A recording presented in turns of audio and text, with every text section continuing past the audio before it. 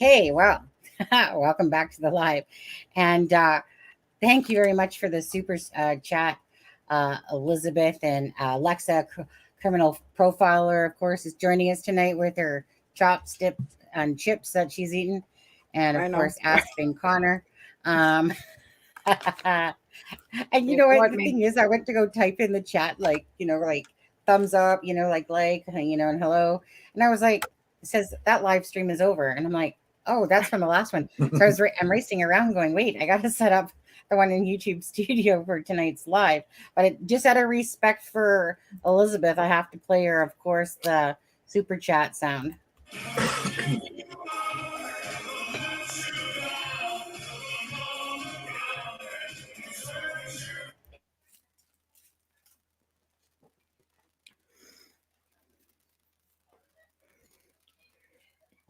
Okay, sorry. Thank you so much, Elizabeth. Yeah, thank you so much for that. The super sticker right here. Appreciate that. Been a long day. I'm going to tell that much.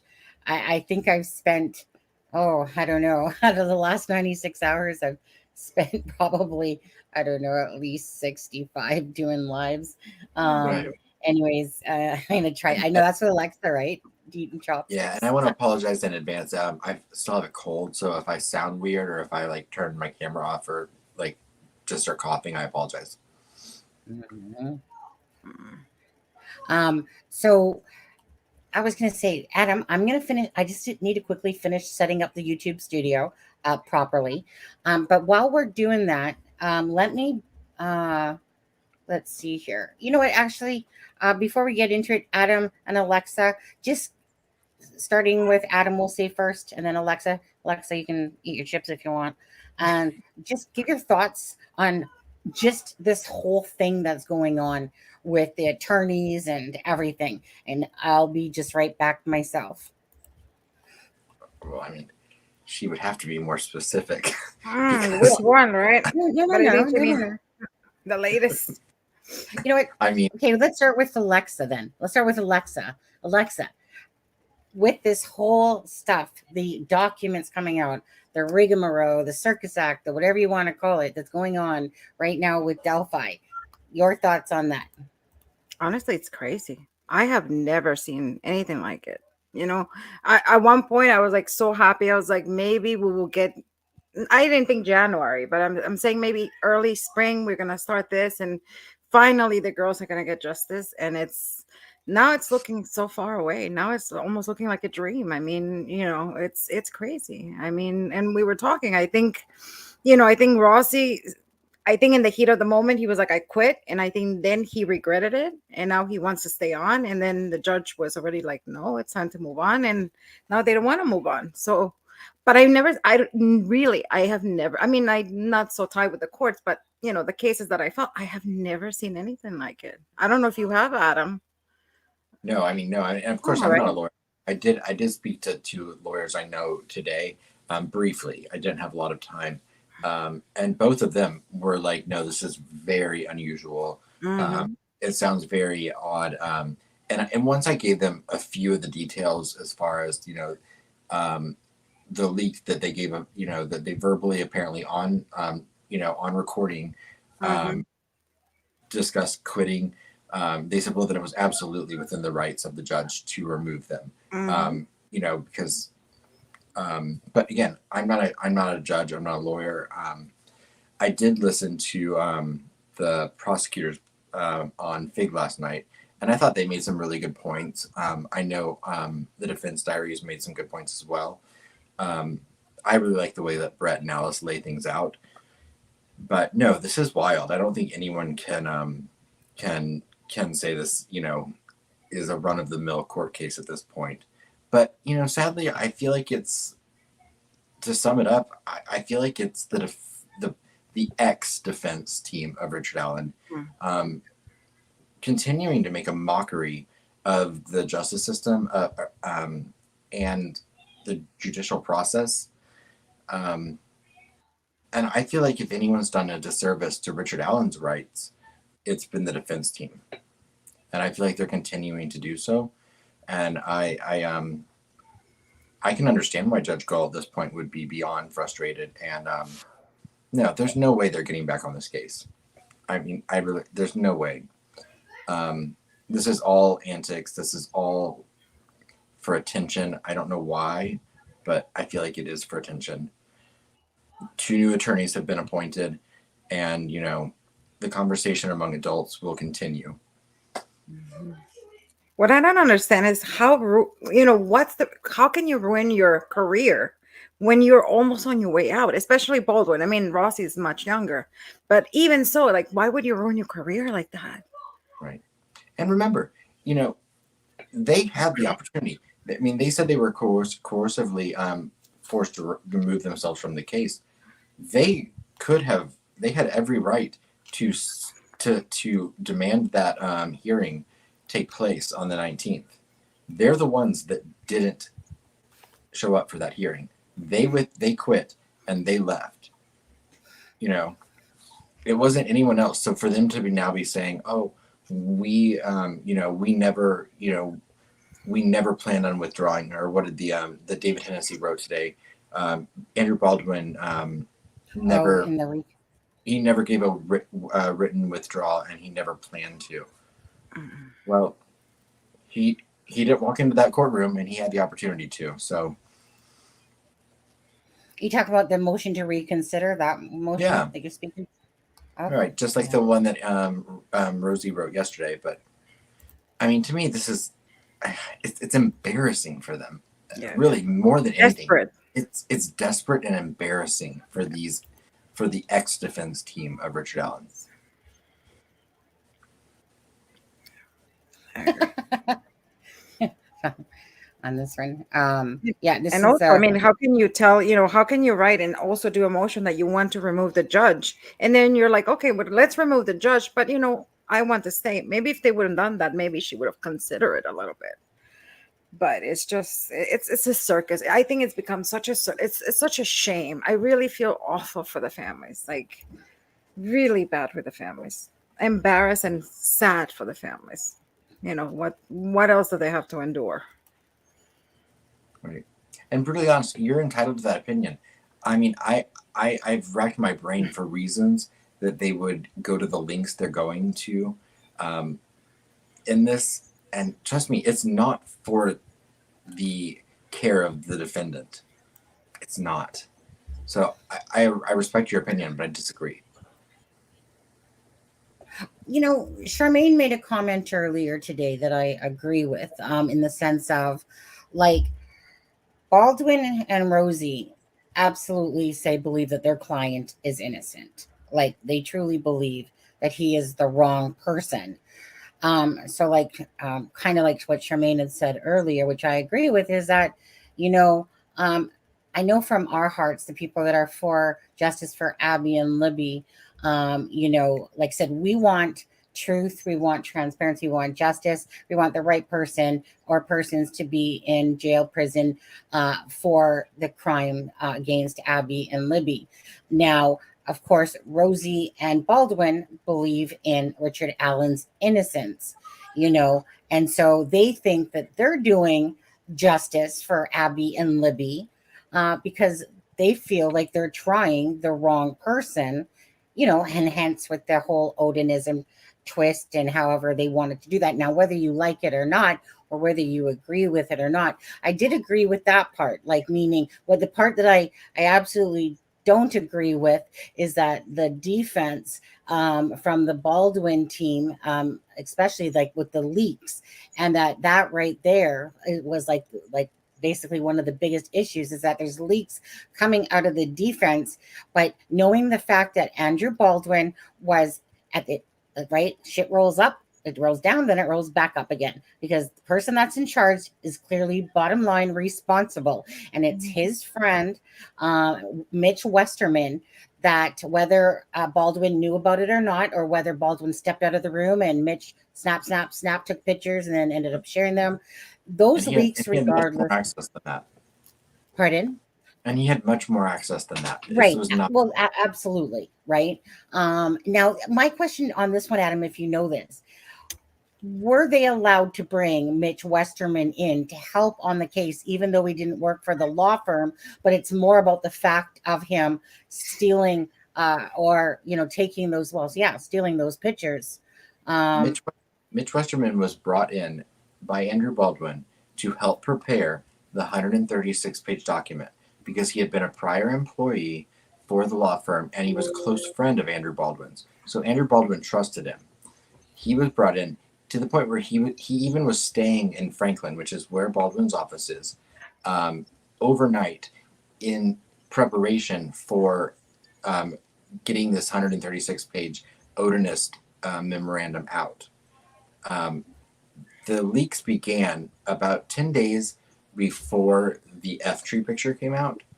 And presumably these leaks were coming from Westerman.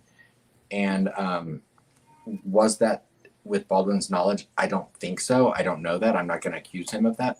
But there was public knowledge that these leaks were coming out at least 10 days before any crime scene photos were emailed. And the defense team still did nothing. It wasn't until they were confronted by investigators about this leak and about the pictures being sent out to people, because people that received them contacted the defense team and they contacted the prosecution, and they were told, and they told them they received these pictures. That's how investigators became aware of this. It wasn't because the defense for almost 2 weeks knew this was happening from their office, because someone that was an ex-employee was given unfettered access to all of the discovery. And that never should have happened because they were doing so in an unofficial capacity. And I mean, I'm sorry, in an unofficial capacity. On the 19th, Baldwin and Rosie, they didn't want to stand accountable for the actions that came out of Baldwin's office. Mm-hmm. And if they had stood accountable for that, and they had sat in that hearing and they had let the state present their witnesses and they had presented their defense, we wouldn't be talking about this right now, because it would have been decided at that point and there wouldn't be any argument about it. They're the ones that left. And now they're throwing their hands up and being like, corruption. Mm-hmm. It's not corruption. Well, I mean, actually it is corruption, but the ex-defense team of Rich Allen are the ones that were having a corrupt environment in which things were being sent out that shouldn't have been. And I know that's unpopular. I know that people disagree with me, but it's the truth. I promise you. And usually when Adam promises us something, it usually comes to fruition. And also what I don't understand is, like, I mean, they're lawyers. I mean, obviously Baldwin is a lawyer, and this other person, usually when you work like that, you do a non-confidential agreement, agreement, and you can bring somebody to work with you, but you have to do a non-disclosure that anything you see, anything that it's in the office cannot be reproduced. It cannot be that. So I don't understand, why didn't they do that? Especially when the items that they're able to see So are under a sensitive. protective order. Yes. So that to me doesn't, that's the part that I cannot. I understand he was a really good close friend of his, and I think that's why. But still, as a lawyer, he should know how to protect, because if he would have protected himself, he would have been like, here, I have a non-disclosure.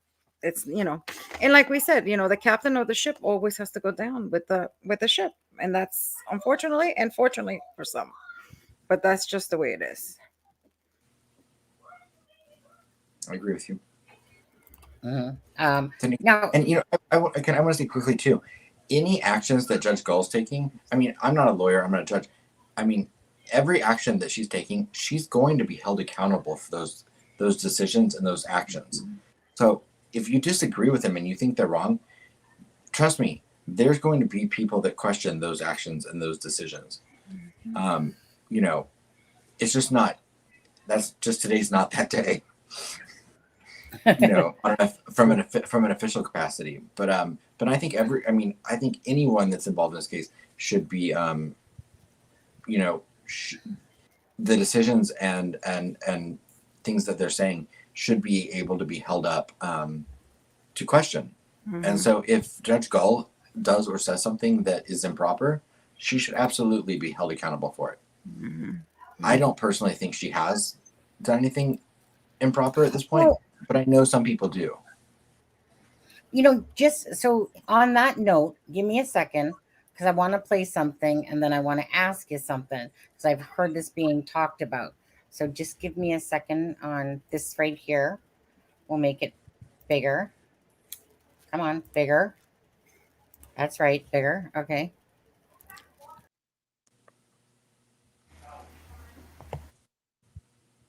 That right there. Okay. So that's what I've heard being talked about, that once Rosie filed that motion, that everything comes to a halt. And so I don't know about that. Adam, do you know anything about that part of it whatsoever? Like, I mean, I've heard, the defense diaries talking about it a little bit, but I didn't fully listen to the whole podcast, because that's which motion were they referring to? Basically the fact when that Rosie filed his motion about, disqualifying the judge, that then everything's supposed to come to a halt. Well, she ruled on that already. I mean, because she ruled that he was not a party to the case, and so it was all stricken. No, okay. But no, that's not what I'm saying, though. Let me play that part. Let me just play that piece again quickly. So let me go back to it. Make it bigger. So this part right here. Let's go back here and hit play. Okay. So that's the part I'm talking about. Yeah, I think so. I mean, I don't know if it's going to proceed on this, but if this is the case, if it does proceed, yes, I heard that, and I heard a lawyer saying that it has to go. The higher court has to make a decision, and it's gonna take. It can take months. This is not gonna be 2-3 months. Right. It could take months. And that'll all depend on, like I said, Frank. Hey, Frank. Frank says, I've heard Rosie has filed with the 5th District Supreme Court of Indiana. And yeah, I mean, I think that, for what they were saying in that to be true, I mean, if he filed with the appropriate court, then I think absolutely, if that's the law, then that's what'll have to happen. Mm-hmm. But I mean, as of now, we haven't seen that in any of the other filings. So, well, this is what gets me. Sorry. Mm-hmm. No. What I was going to say was, this is what gets me. I mean, Judge Fran Gull, like, I mean, she would know the laws as well, so she would know she would have to stop and not proceed. So I can't see Fran Gull. Right, because he filed that motion for dismissal of the judge, but he wasn't a party to the case, because on the 19th he verbally withdrew. or he verbally gave his intention to withdraw. To withdraw, You know, saying and that he so would on the do it in a 19th, few days. so on the 19th, she filed a court order approving their removal from the case. So when he filed the dismissal for the judge, he wasn't a party to the case. Right. So even if That's you were to file exactly this with the fifth court of whatever, is right. it valid? Because he's not a part. You know, anyone with a bar ID can file whatever they want. Doesn't mean it has to be heard. And that's, you know, Exactly. we're not, you know, that'll all be decided. I hope so. by What I'm officials. afraid Yeah. is that this case is so big that now, you know, they don't want any corruption, anything with corruption. Hopefully they don't have to do an because now they have to investigate basically Judge Gull and her decision and see that, you know, if it was the correct thing that she did or not. So let's Well, hope that this was filed before and it doesn't count. But what I heard, it's almost sounding like it counts, but I don't know. I'm not a lawyer. But- I don't know. But I mean, but if he wasn't a party to the case, he doesn't have the right to file that motion to right. remove the judge. So that would make it invalid, and it wouldn't be a loophole. It would just make it invalid by Indiana state law, and that'll have to be decided by the appellate court at this point, Right. if it's even heard by them. Well, at the end of the day, this is going to boil down to those recordings. So if those recordings are Right. clear, that you know, basically that Rosie said that, you know what, I'm like, whatever, quit it in, I'm going to put in my request, whatever, in a couple of days or whatever. However, those recordings are for the transcript, like Frank is just talking about there, that a request has been sent in for the recordings, you know. And so if Fran Gull, like I said, knows exactly what was said in there and has proceeded, because those become invalid, like you said, Adam, then obviously the case, you know, can move forward, because then Rosie's, like I said, to strike it from the record, because he's not, you know, part of the council Right. anymore. Right. So it really becomes about that part, and I'm sure Fran Gull is wise. I think you got two people who, Rosie, you know, and the parties, because Hennessy is the one that David Hennessy is the one that, you know, put in that motion to reconsider and stuff. But either or, you know, I think that Fran Gull, I think that both sides are very smart, and you know, in what they're doing and saying, but you know, only one of them, of course, is going to win at the end of the day there. But I think that Fran Gull knows what she's doing, and we'll see. Like, I mean, that's just my opinion. Defense Diaries and the Prosecutors Podcast are definitely channels to subscribe to. That way you get to hear what the prosecutors, Alice and Brett, you know, again, they're great for the Prosecutors Podcast. That's their channel, YouTube channel. Right. And again, Defense Diaries, the Moda family there. Again, just Bob Moda, and I can't remember what's his wife's name again. Oh, it's on the tip of my tongue. Tara, I think.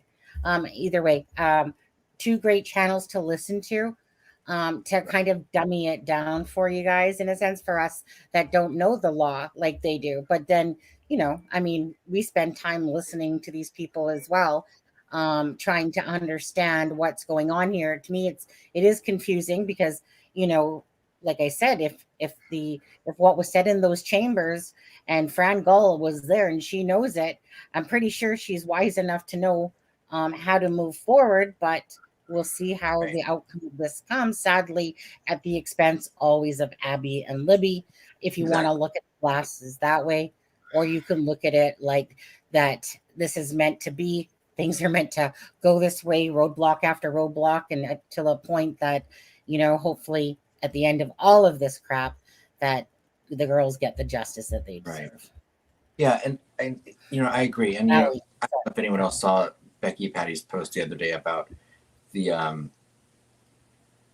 pictures that you know, if you want to see the pictures, and then she posted several pictures of Libby, and said these are the pictures you should see.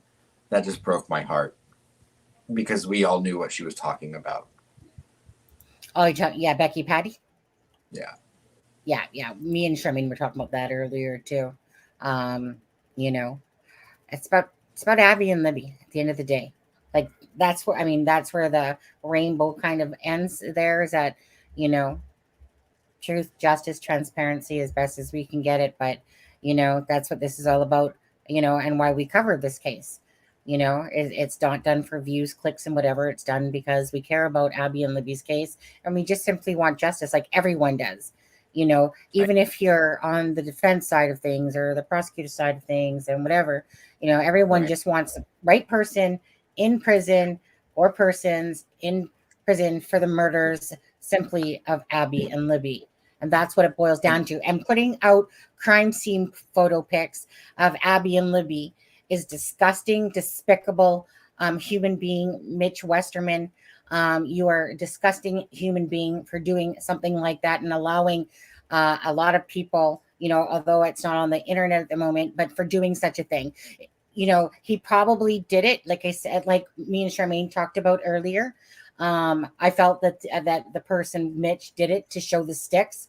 And then when Charmaine said because of the Barbara McDonald thing, that makes sense to me, because that's why Mark Robert put out the F tree, and that these people wanted you to see the proper placement of the sticks. And I guess that Mitch Westerman perhaps thought that it was a good idea, you know, to put out those photos so that people can see that what Barbara McDonald was depicting to what how the sticks really look like, you know. And unfortunately, again, family members don't need to see those pics, you know, No one unless does. unless of course they ever want to themselves for, you know, I can't see why.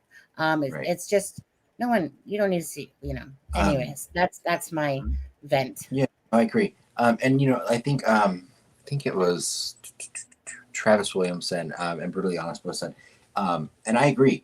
Those transcripts, I mean, I think those audio recordings, I mean, those are going to be pivotal in this. So I agree. You know, those should absolutely be turned over to the defense. I just don't know who they turn them over to at this point. Right. Yeah. So Let's see here. I mean, I was interested to learn some new things about the new defense attorneys, but I'm sure we'll talk about that in a little bit. Charmaine says, Bob, Allie, Brett, and Alice are smart, but they are not Indiana lawyers. They talk generalities and specifics from their state procedures. You know, I like the non-legalese way that they, especially Alice. And Alice, I love Alice, but Bob and Brett as well. You know, the way they kind of break down things with court cases. I find it very easy to listen to, but I still do my research. I don't take the things that they say verbatim and, you know, for, you know, as scripture. I still go and then research it with Indiana state law. And I talk to lawyers on my own too, but. Just quickly, Adam, do we know who, like, they were about the cameras that were in the courtroom and the part where you know the clipping that you sent me, where of course Rosie is coming in the courtroom and Baldwin is going by the door, and then Rosie goes and talks to the wife and mother. Do you know? Because you know, obviously there's only certain cameras in there that are allowed to feed, so it would have came off one of them. I'm just not sure exactly. You know. Yeah, I don't know. I mean, I've heard rumors, you know, about the one thing I will say is someone sent me some screenshots from a Facebook group where people were speculating that it was because YouTubers were showing the hearing on YouTube. First of all, there was no hearing to show, so I don't know what anyone would have been showing. There was literally no hearing to show, besides what we were being shown by the media. Right. You know, there was a 30-minute delay, and then, you know, and then the only thing that was then shown on the media is the only thing that was shown on YouTube, because it's all there was. I didn't see anything that was recorded outside of the scope of that pool camera. But, you know, I heard a rumor that about someone in the courtroom was filming something, but I have no idea who that would have been, or if that's even true. Mm-hmm. Because I mean, I do know someone that I know that was in court that day. Even had to go back to their car because they had an Apple Watch on. So, you know, so I mean, I know that the court was being very strict about who could bring in certain things, and they couldn't bring in recording devices, and that was even an Apple Watch was considered a recording device. So like I know someone that had to go back to their car to put their Apple Watch in the car. So I'm not sure who would have been recording illegally. But I mean, clearly it happened. Frank just said you're false about something. Frank, is Adam lying to us? Frank, what's false? What? Give us the dirt. Shame. Let's shame. Shame on you, Aspen Connor. Shame. I'm not sure what he's meaning that towards. But Frank was there. Know. Yeah. Tell us what a liar Aspen is. Go on. Give him a If I'm false about someone recording from the courtroom, I said I don't know. I heard there was someone, but I don't know what it would have been. Yeah. Exactly, Travis. There was supposed to be no phones, no Apple Watches. It was in the order. I remember someone saying that he had to go back to the car. That was I think Brett actually said that. Right. And it should also be remembered that Allen County is set up for cameras. Carroll County isn't necessarily set up for cameras yet, so that does make a difference. But no one was not recording besides the wall on camera. Just saying that rumor is false. Oh, thank you. So I wasn't lying. Because I said I didn't heard that. But so just to be clear, no one was not recording besides the wall-mounted cameras. Just saying that rumor is false. Okay.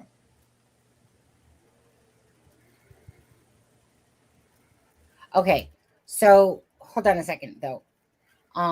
There was obviously a live feed going to be coming in so that we could watch the trial. So the wall-mounted camera suddenly turned on for us so we could watch that. I don't get that. That's what I'm curious. So I mean, someone had to have been recording for there to have been unauthorized recording. But I'm just not sure what it would have been. So yeah, because that's not making sense to me at all, because we clearly saw that piece of footage, and then we saw Fran Gull come out. So is it? That's where I'm confused on that one, Frank. Yeah. Because obviously we got to see Fran Gull talk and say about the unexpected. Wasn't unexpected, maybe, but so that was like to the news media. So that had to come from somewhere. Like I can see if somebody leaked it. That's what I'm confused about. Right. CJK, that was my understanding. It was that someone started recording before they were supposed to, but I'm not sure who that would have been, because the pool camera that was recording, it was on a 30-minute delay. Yeah. That's where they went on record. She did not want it out there. Yeah. So yeah, so hopefully they clear that up, because if it was the allowed camera, the installed camera, yeah, I don't think anyone. Well, I mean, whoever was in charge of that camera was the one that should be held responsible for that. Yeah. Just you guys, I have to go fill up my water bottle because it's on empty. Let's do a thing here, and let's see, Adam. I'm gonna pull up one of your. Let's see about this public defender. So the public defender, again, we got Librato and Screamin'. So is that how do you pronounce Screamin'? It's probably Screamin'. Screamin' is screaming. Okay, so let's take a look at this. So that is Librato. Okay, shoot. Okay, can you pull that article up and just start reading it regardless? I'll be back in a minute to scroll through it. So this is, just explain to people what this is about the suspension or whatever, and I'll be right back, okay? Yeah, I'll start. I'll just read the article. this was when I started looking the guy up today. This was the first article popped up about this guy, and this is Allen County's chief public defender reinstated after weeks-long suspension. This was dated February 11th, 2022. And it says, Fort Wayne, Indiana, the Allen County Public Defender Board reinstated the county's chief public defender Friday following a 2 to 3 week suspension. The specifics as to why William Librado was given the suspension are not yet known. Librado has been the chief public defender since January of 2020, and his annual salary is $165,000, on par with that of the Allen County Sheriff earns. Board President John Surbeck, who is a retired Allen County Superior Court judge, and attorney Scott Bunnell voted in favor of the reinstatement. Joe Jordan, CEO of the Boys and Girls Club, voted no. As part of the reinstatement, Librado must abide by 3 conditions. His reinstatement is subject to his compliance, including voluntary participation and compliance with Judges and Lawyers Assistance Program, the repayment of attorney's fees incurred during the course of the investigation, and that he refrain from any retaliation against any public defender or staff member who participated in our investigation, Bunnell read from a statement. The Assistance Program is an agency of the Indiana Supreme Court, Surbeck said, well respected and rigorous. Librado will undergo a professional assessment by a clinical psychologist, Surbeck said. The suspension was not made public because of Indiana law, Surbeck said, that refer to personnel matters about after Larry Gist, local NAACP president, asked the question at the public meeting. I think that's the end of that article.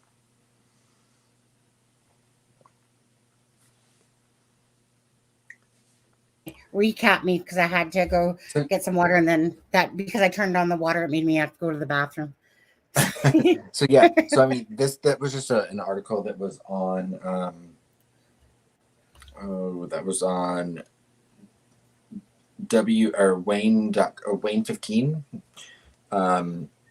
Like I said, that was from February 11th, 2022, about the new defense attorney of Richard Allen, one of them. And then we have another clip that we're going to play that was from January of 2023. I believe it was January 2023. Just talk about this first. Okay, sorry. Then I'll play this one first? Yeah, I mean, then, only because I pulled it up first. Okay. And then I'll... someone sent me this earlier tonight, and this is for anyone that does think that there is corruption or injustice going on. You can go to change.org. There is a petition that you can sign that is calling for the removal of, let me make sure I got this correct. It is calling for the removal of Judge Francis Gull, Sheriff Tony Liggett, Prosecutor Nick McClelland, Superintendent Doug Carter, First Sergeant Jerry Holman, Chief Deputy Tobe Lesenby, and Assistant Deputy Prosecutor Shane Evans. So if you feel like there's been an injustice in this case and you want to sign this petition, you can go to change.org and find it. So far, I believe it has 19 signatures. 21. Oh, Let's 21. get real here. 21. There's 21 signatures there. So if you feel like there's an injustice happening for Richard Allen, go to this website and sign the petition. Yeah, and it's absolutely going to do nothing besides be a petition. I would say the author of the change.org is Cassandra Burke. And I'm not doxing someone. Her name's right there on it. Yeah, right there. Again, I mean, it's a petition and it's going to go nowhere. So, but just to bring awareness, to regardless, right? We have to look at all sides, and, Absolutely. Everyone has their own opinions and what they want to do. And hey, yeah, no, if you feel like there's corruption and injustice happening here, by all means, sign the petition. Call whatever organization you want to or can. the transparency and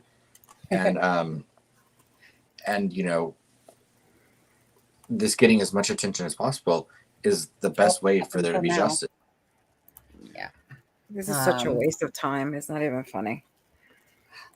Well, I was, I know, I get it. For us, that's exactly how we feel, but others can feel completely differently. I'm just on the side of justice. Sorry. The other article that I found that was involving the other new defense attorney for Richard Allen. If we're gonna play this clip, when we play it, I think it's like 3 minutes long, but he says a very interesting thing about the importance of the bullet, and I want everyone to listen to it because I find it interesting that how if he remains the attorney for Richard Allen, how he will reconcile him saying this in this interview. Yeah. So do you want me to play the clip now? Yeah. This is from January of this year.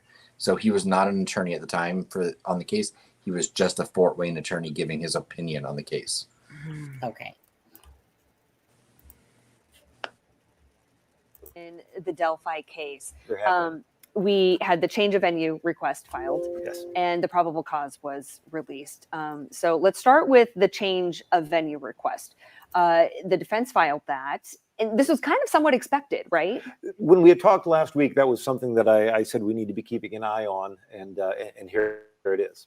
So what happens now? What's the process? Well, once the defense files that under Criminal Rule 12, the prosecution has an opportunity to object if they want, and they would do that in writing, and then another hearing will actually be sent where evidence will be presented. Now, I've read through that motion. There's a lot of compelling statistical evidence, it seems, in that motion. So they'll have an opportunity to present that evidence. If Judge Gull were to grant a change of venue, then the parties would have an opportunity to agree on where they would move it to what county it would be. And if they can't, then that becomes a little more difficult and protracted process of eliminating other counties, and then ultimately the judge would decide. Would the jurors come from that new county then, or could they come from other places but didn't have to go to that new venue? If a new venue is granted, once they pick that venue, whatever county that is, then yes, the jury pool would come from that county. Okay. And are we expecting the jury to be sequestered throughout the course of this trial because of the attention that it's received? That's really too hard to predict at this point, but it certainly is a possibility. It's something that we saw in the Matthew Kramer trial, and it would certainly be something that could potentially happen in this trial as well. Right. In the change of venue request, it did mention 150 miles as a destination. Allen County is 100 miles away from Delphi. Do we think Allen County could be in the possibilities of the trial coming here? It's certainly possible because there's such a large jury pool here. But again, both sides are going to get an opportunity to see if they can come to an agreement. So I would guess that it's going to be a county that at least is going to have a large enough jury pool to accommodate this type of trial. Right. Do we have a sense of when we might know a decision on this? Well, this is a fairly short time frame. The prosecution has about 10 days to object if they're going to, and then a hearing will be set. And again, Judge Gull rules on these things in a pretty expeditious manner. So I think we'll probably know in the next couple of weeks or so whether a change of venue will be granted. Okay. Now today, Judge Gull also ordered the probable cause to be released, a redacted version of it. So let's start with what is redacted in it. Well, it looks like there's a lot of witness names that are redacted from it, which, again, as we had mentioned last week, would be normal in any probable cause. Yeah. So what stood out to you in the probable cause, seeing it now for the first time? Reading through that, a couple things that stood out was the consistency of talking about the description of the person that a number of witnesses saw, that male's clothing description and the time frame of being around the bridge, and then also the forensic analysis of the bullet that was found near the victim's bodies. So the bullet, though, was not a spent bullet, correct? That's my understanding from the probable cause. Yes, it was not fired. Okay, not fired. So how do you do forensic analysis on a not fired bullet?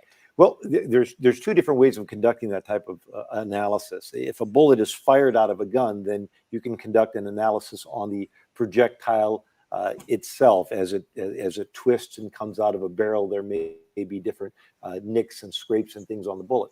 But any bullet casing that's been ejected out of a semi-automatic handgun, whether that gun has been fired or not, it is pushed into the bottom part of the barrel, and then when the slide is racked and the bullet's ejected, even if it hasn't been fired, there's still an extractor that grabs the edge of that bullet, that flips it out, and that process often, not always, but often leaves marks and dents, and those marks and dents can be very specific to the weapon that it came out of. So even if it hasn't been fired, in a laboratory, they can go back, put a similar type of shell casing in it in a laboratory environment, eject that round, and then compare the two.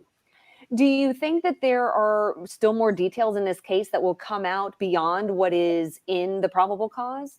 There may be, things like DNA analysis. It can take months, and we were looking at timeframes here of October. Often DNA analysis takes much longer than that. So there may be some other evidence out there that we don't know about, or other tests that are still pending. Absolutely. Right. And one thing the prosecution said is that there could be other people involved. So that could be some evidence that maybe we don't know about yet.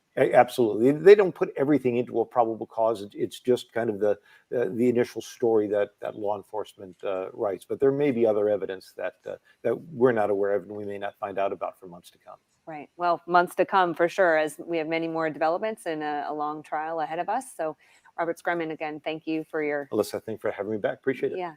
And you can see more about the Delphi case, what happened today, as well as previously right now in all of our stories.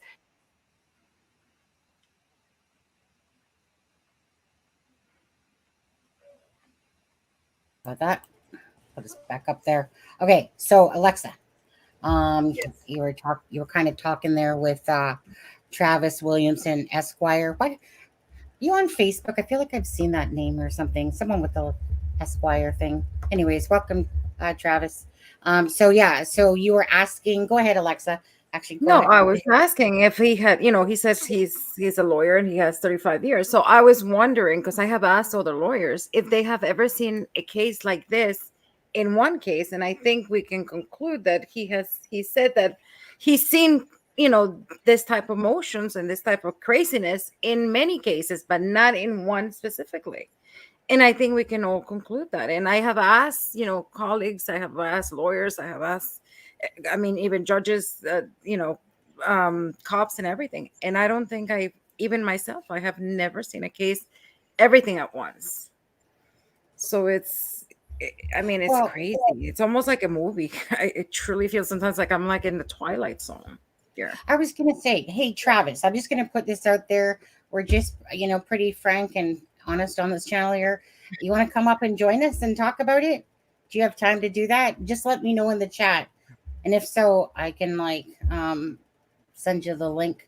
Right. Let me know if you want to come up and talk about it. If not, don't mean to put you on the spot, but just asking.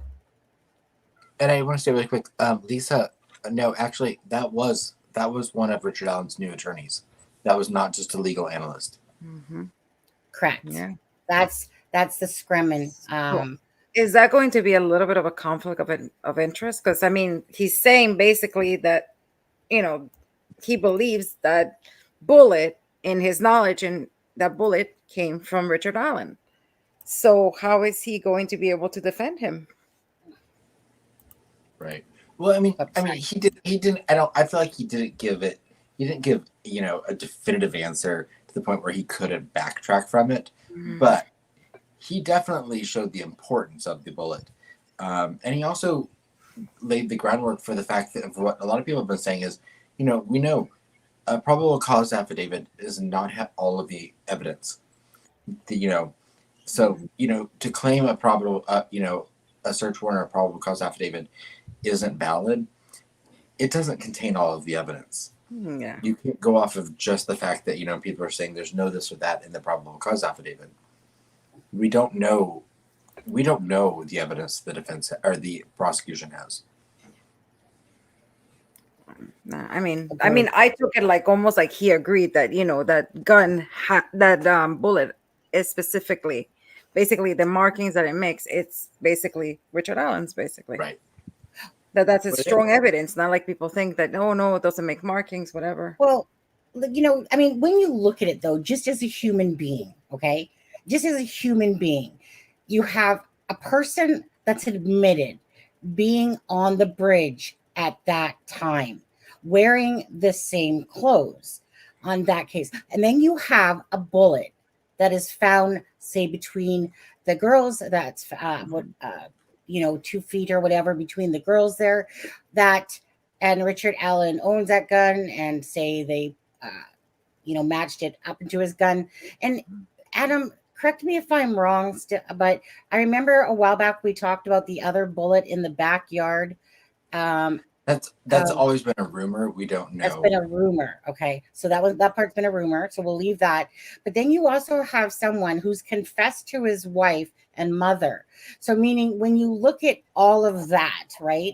Like, I mean, if you heard that, does that not seem like when somebody literally has said that they were there between the time that the girls were there, they were wearing the same clothes, there's a bullet that say matches his handgun, plus the fact that he confessed, like that to me says a lot. And I'm just talking when the average ear hears stuff like that.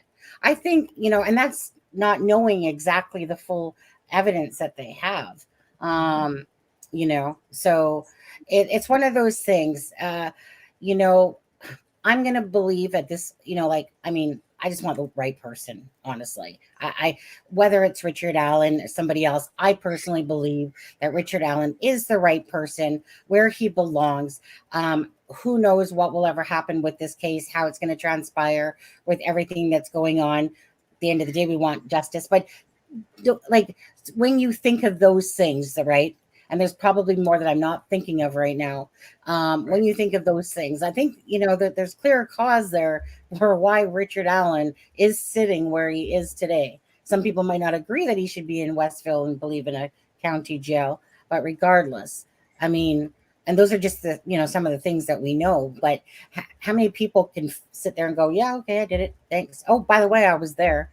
But by the same token, you hear some lawyers saying, never heard of that before. Someone basically confessing that they were there, you know, and say, you know, like putting themselves there. But then, basically, you know, there's your probable cause. There's your probable cause right there. You know, he was there. It's adding points. He was there. He was wearing the same clothes. He's the male that matches the, you know, the description. On top of everything, there's a bullet, you know, that happens to be his from his gun between the two murder girls. I mean, 1 + 1 + 1 + 1. I mean, you get the point. yeah. So, and we don't know what else they found, which like there's a difference here between Kagan Klein and, you know, like there's a difference there, right? Like that seems to be one of those things where, yes, the Anthony Shots account messaged Libby that morning, and they never did say that it was supposed to be that day to meet there, but all those things led up to you to believe and think, you know, that the Kleins or whatever had something to do with the Delphi and stuff like that and the connection. But that's a whole lot different than someone legitimately saying that they were there by the time that the girls, and then confessing to it as well, plus a bullet to it. And I'm not sure what Travis meant by that question up there where he said, what did the lawyer say in TV interview about the markings on shell casing? Not really sure. I think maybe he didn't hear the interview, that basically what the lawyer said. I think that's what he meant. I'm not sure which interview. I think basically the lawyer agreed that, you know, that the bullet, most likely it is Richard Allen. Yeah. That the markings that they found, and that was what I always said. And I remember, I think it was CD or somebody, you know, said no, because I always knew that to be the case, that even though, you know, when they get through the chamber and they go through the extraction, they do leave the little markings that are specific, and that's how you're able to trace them. Sure. So Right. Travis, I appreciate your answer there. Would love you to do a live with us on Delphi, with Profiler Lexa Great. with us, and join us and honestly, like, have your thoughts. If you don't mind, if you can, I'll just drop my email in the chat right here, and possibly you could reach out to me, and we could discuss perhaps a time, because we would love to hear your thoughts. I feel like I've seen your name before, and it's bugging me. like besides being in here, I feel like I've seen your name before. But anyways, so it's you guys can go on for a second. So it's acrimingshame@gmail.com. So anyways, appreciate everyone that's in here. Appreciate all of your guys' thoughts. Regardless, again, we're not lawyers. Travis apparently is a lawyer over there, Esquire. And, I'm torn to pieces about what's going on with, for Abby and Libby, because that's at the forethought of my brain, that every time I'm looking at this notice of appearance and now a different lawyer, I'm thinking of Becky and Anna and Carrie, and Kelsey, and I'm thinking about these people that are suffering as this continues to play out and play out and play out. And I keep feeling like, what's with all these roadblocks? Like, it is for me, like Alexa said, like it feels like a case from the Twilight Zone, to be honest with you. And every time you think something's going this way, it goes and veers off, and you're like, wait, what? And I just feel very disappointed in my heart, thinking that we were on a path going the right way, and then all this transpired. I mean, I can say that I was not prepared for this whole October stuff going on. Honestly, I knew that it wasn't going to be January, but I was thinking hopefully early spring, we're probably going to see some movement. But this is just, I feel like we're going back to zero. Well, let me put it this way. I want to tell you, brutally honest, a supposed confession. So there's a conversation out there on Brandon Woodhouse's channel between Mark and Brandon. Now, remember, and it was in the documents, remember when it said that when he was typed the first names of, say, Brad Rosie, that Brandon Woodhouse name came up. And that's why he got the map, a partial part of the map of the Delphi case. Now, because Mitch Westerman had it wasn't just the pictures, right? So during that conversation in those text messages, he says that he has the picture of the transcript of the confession, but he doesn't have the official copy because obviously Mitch Westerman was taking photos. So I'm not sure if you knew about that, brutally honest. But so that was shared again between, I think, Mark Robert and Brandon Woodhouse, because that's in his thing. And we know that happened because of Mitch Westerman, and that would absolutely make sense to that. So it's just one of those things, right?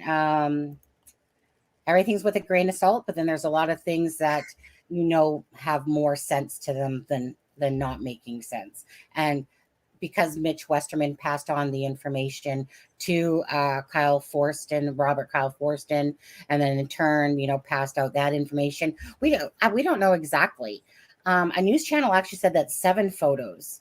No, it wasn't a news channel. It was Ali Moda. That said it was 7 photos that were actually taken or whatever, or put out there.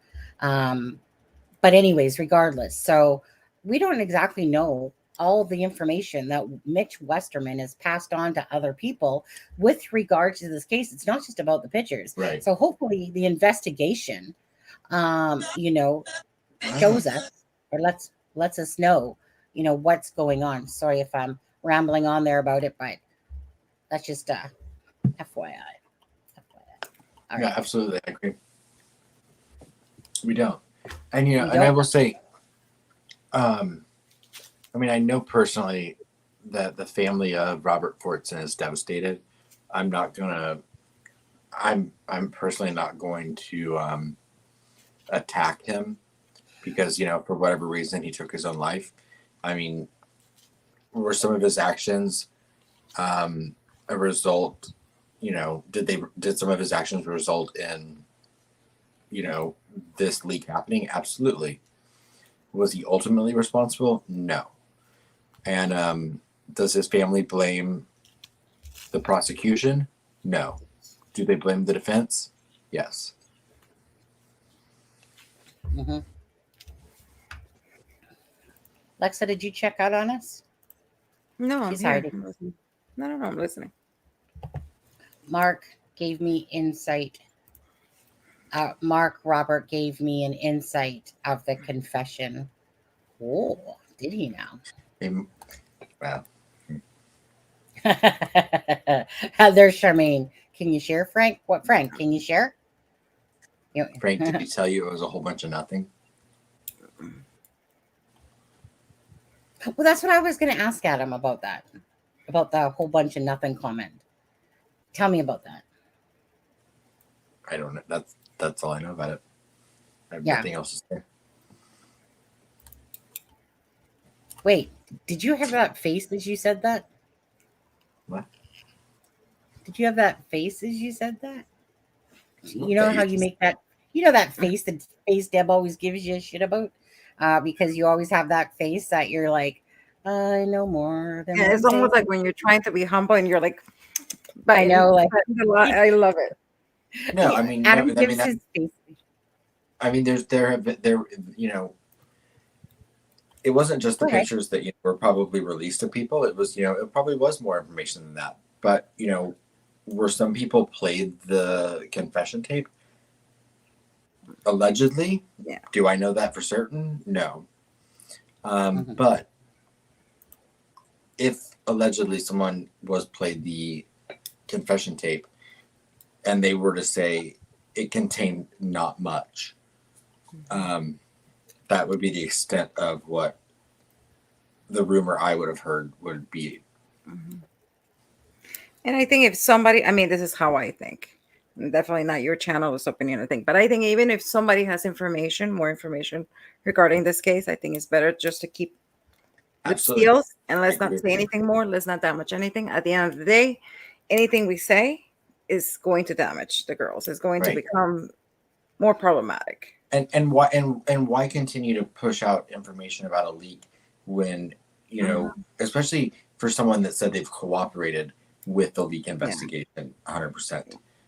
You know, if I were Mark Robert, I would not be continuing to discuss things that had been leaked to me with anyone. No offense to Frank. Yeah. But you know, if you're cooperating with an investigation into a leak that you've participated in and you are being fully cooperative, especially after someone else involved with it has taken their own life, I find it distasteful to continue disseminating information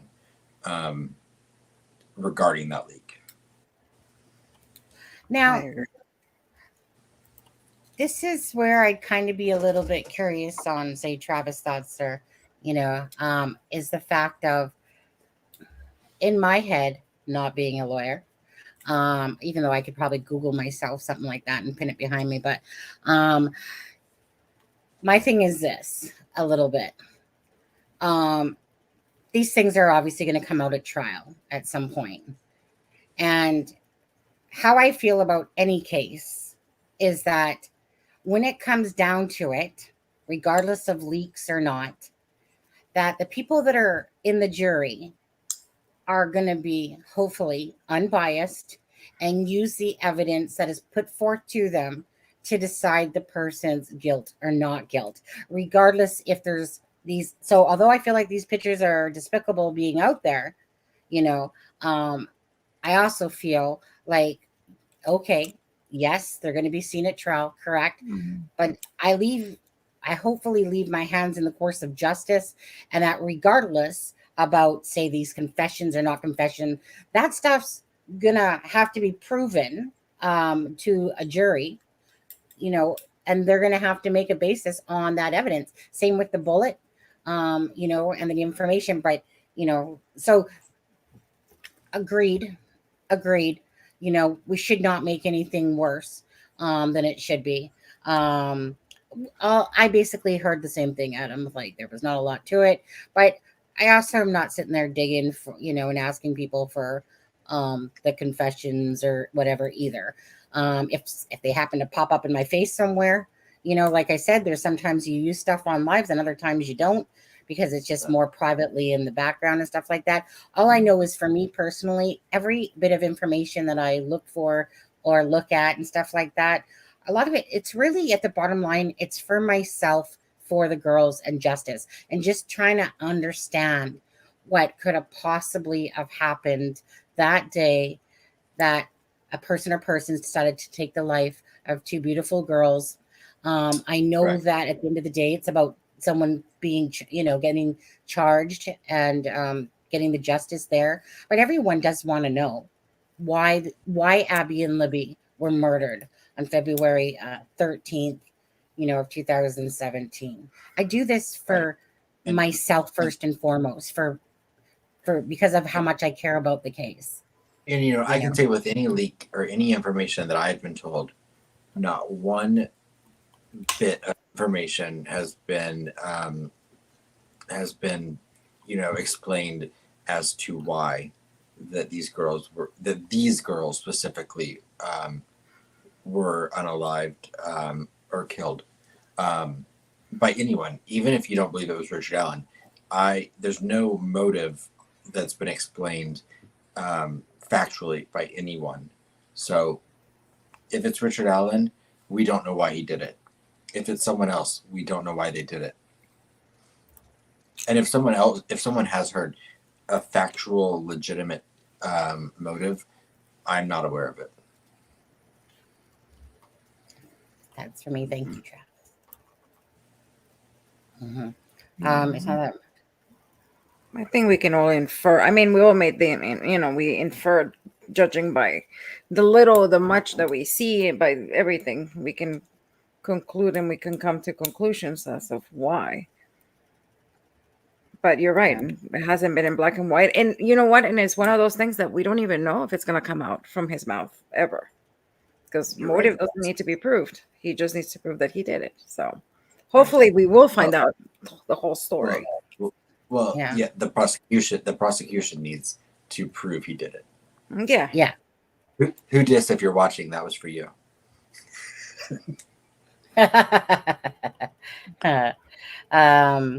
I don't believe RA was threatened to confess. I like this again. Let's go back to that. So they said that they have this video. Was it a video or pictures? I believe that they used the word video. When the defense said that they had video of the badges, the so-called badges or something. Yeah.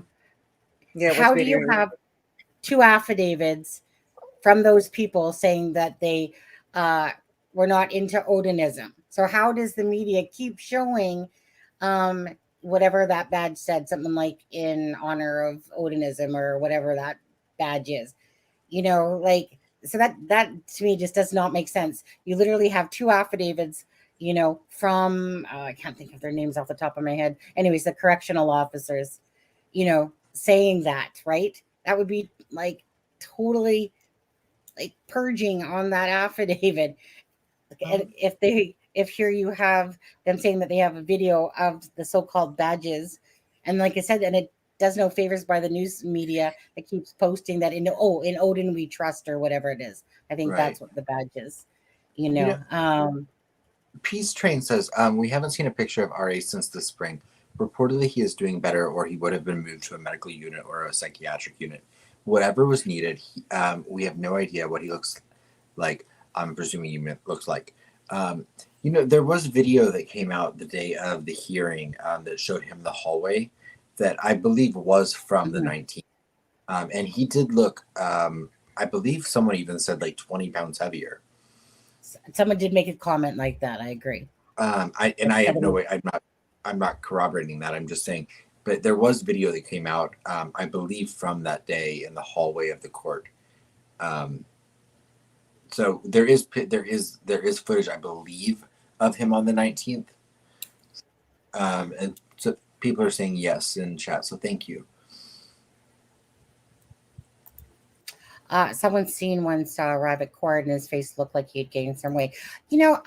I get it. Like I said, I get it that they're put in prison, in a prison instead of a court. And most people will tell you that they'd rather be in a prison than a court because you have more freedom in a sense, whatever the case may be. You mean jail? Hey, pardon? Court versus jail. Yeah, court versus jail. I mean, prison versus jail. Prison versus the court jail.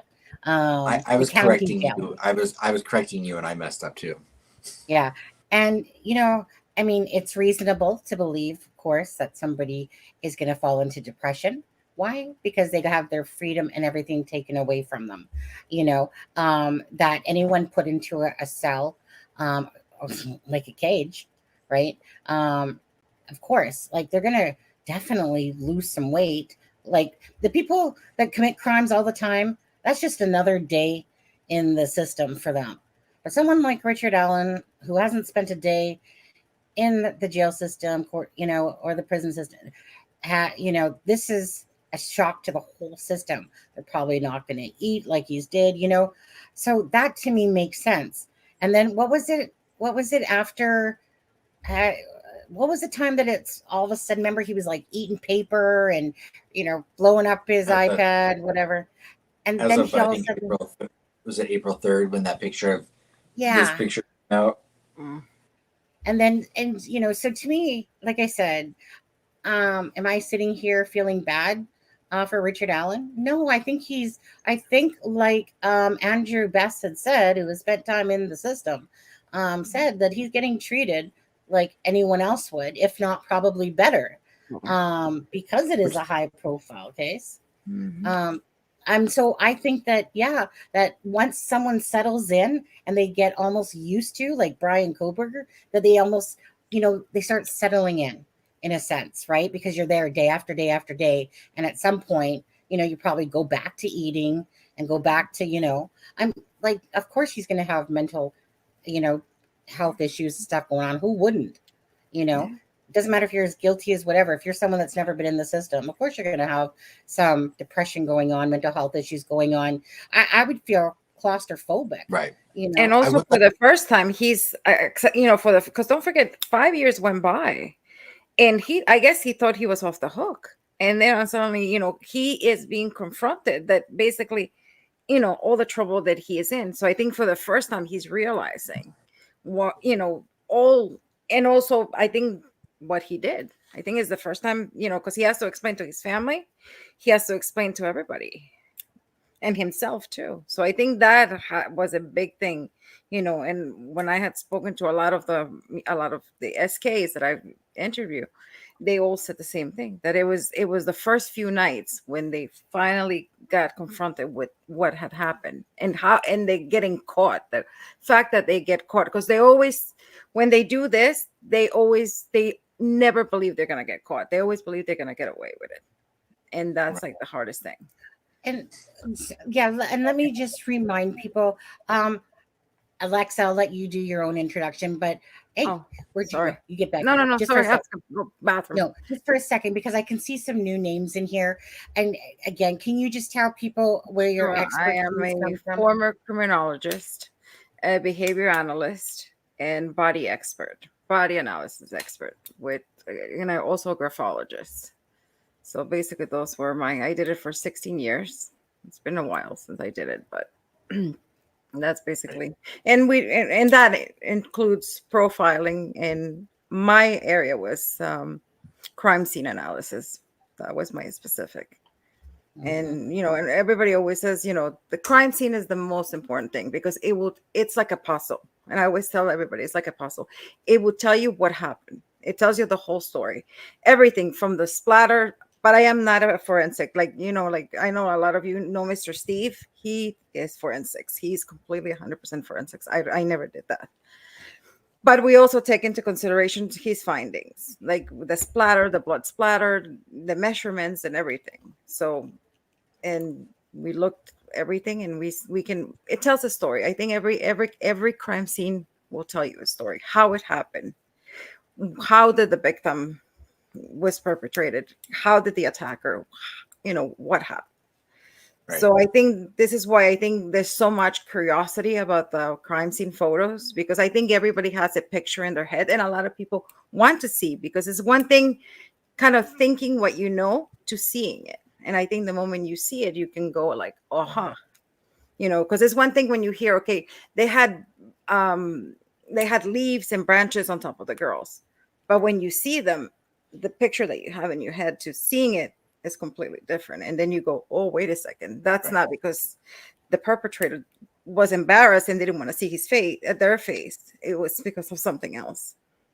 Right. So that's basically. And, I want to say real quickly, Run to the bathroom. I've not toured any of the Indiana facilities, of course, that he, could be held in. But as far as, county versus prison, the state of Indiana has the duty to uphold Rich Allen's constitutional rights. Absolutely. They also have the primary responsibility of keeping Rich Allen safe so that he can stand trial for the charges he's being brought up against. And, for whatever reason, they have now multiple times decided the safest place he can be is in the facility he's in. I can't speak to that. If he could be safer in a county jail, I don't know. But the county jails we've heard from have said they don't have the facilities to keep him safe there. So Absolutely. the facility he's in has been determined to be the most safe place that he can be in. And let's be honest, he's now been in custody for a year and he's been kept physically safe. So he also underwent mental evaluation, and it was determined that he was in the correct facility and that he didn't need to be anywhere else. Yeah. That's not me saying it. That's what the court, that's what they decided. So yeah, because I want to say this, and so brutally honest, I respect your opinions. I do. Absolutely. I'm going to disagree totally with this one. I am not for putting someone in the hole in solitary confinement.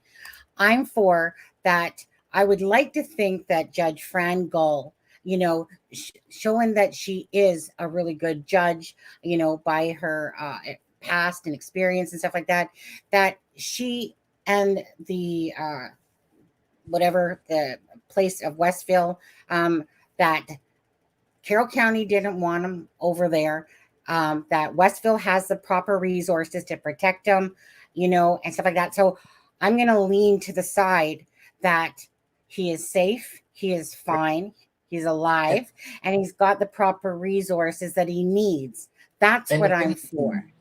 And if anything, I think that it should actually be, because this is not something I've heard anyone talk about.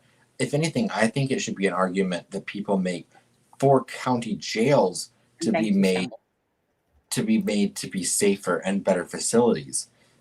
Sadly, a lot of county jails are dependent on county tax dollars that aren't given in the same way that state tax dollars are given. So if your complaint is that you feel like you should be in a county jail, if the county jail doesn't have the services or the facility to keep him safe, that should be the complaint, is that the county facilities aren't up to keeping someone like Richard Allen protected, in my opinion. Well, not only that, I mean, come on, there's legit proof that, of the settlement with Brandon Woodhouse and the claims that were going on with him and stuff like that. But meaning, I'm sorry, I don't trust Carroll County Court Jail or the people within that. Most of them, I don't. You had a corrupt judge there, Judge Fouts, who is a lawyer who had to resign, which is absolutely bullcrap. But I feel myself that he's in the best spot where he belongs. And I'm allowed to have that opinion because that's how I feel. And I feel like with anybody that they're going to go through all those different emotions, like a death, in a sense, you're going to go all through all those emotions. And then at some point it's going to be like your daily thing. You wake up to the freaking Groundhog Day. And I think Richard Allen is just fine. If anything up here, like I said, if from God's lips to, or his lips to God's ears, that he knows if he did this or not. And whatever things going on up there, regardless, anyone that's in behind a jail cell, prison cell, whatever, is going to have issues. Who's not? Unless you're used to the system, like it's your freaking daily bread. So I think he's perfectly in a good spot. And Carroll County says that they don't have the ability and don't really want him there and stuff like that. I would preference him to be where he is. And to me, it always came across like the lawyers wanted him closer just so that they didn't have to freaking travel. By the way, so one of the new attorneys, I had to look this up because we all know the ex-defense team, they kept making motions to transfer Richard Allen, and it wasn't for Richard Allen's benefit. It was because they were so far away. And because in every motion to move him, they would mention how far away, how far they had to travel to go see their client. One of his new attorneys is 2.4 hours away from Westville. So he's not going to be happy about it either. Yeah. And absolutely agree with that, Travis. They should have never have been wearing patches to begin with. We had that discussion on another live. And then to make it look worse, to get them to take them off during the midst of all of this, Yeah. like really, it should have never happened in the first place that they were allowed to, honestly, like it just seems unreal. So would you like it if someone was wearing, what is that thing called? The KKK stuff? Patch on their freaking uniform, that's just ridiculous and stuff like that. It is, but unfortunately it is. And I told you, I remember when we did the live and I said, I have seen it even here in New York. I have seen, and they shouldn't, because that's why it's a uniform. You shouldn't have anything because you're not supposed to express, your private beliefs. You're there for what you are there for. But I have seen it. So I wasn't surprised that they did it over there. Yeah. Sonny, I'll be right back. All right. So, Faith did happen to send me the documents, all the documents. She sent them to me so I'm Pacific Standard Time. So it was like 4 minutes to 5 Eastern Standard Time. So some people would not have seen this because we didn't have it. Most of us didn't have it at the time because we were all like, Frank, did you end up getting your email, by the way? And if not, I can give you the copies of these. But Faith did happen to get this in. So again, it says, now comes the defendant by appointed counsel, Robert C. Screamin. I think I'll just say Screamin. I want to say Screamin so bad, but that would probably have an A in it. But anyways, Screamin, and hereby submits this notice of appearance. So that's the notice of appearance that we were talking about. There was a lot of documents that came out today. I mean, it was just document city about,